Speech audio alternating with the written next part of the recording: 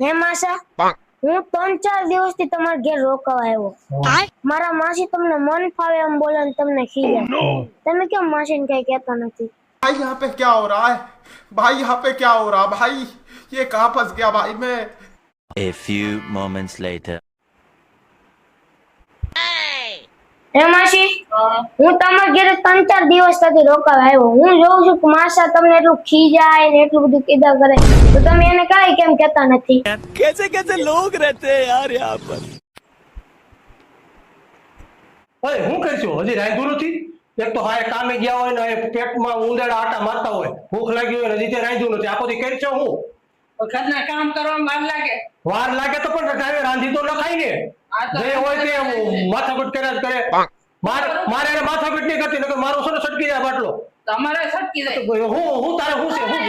અમારે સટકી જાય આમ હું તમારી ઘેર મહેમાન થઈને આવ્યો છું રેડી તો તમે બે બાધો છો તમને શરમ ન આવતી બેયને હું તમારા બેયમાં બાંધવાનું કારણ જ આ છે એમ નથી એવું કહો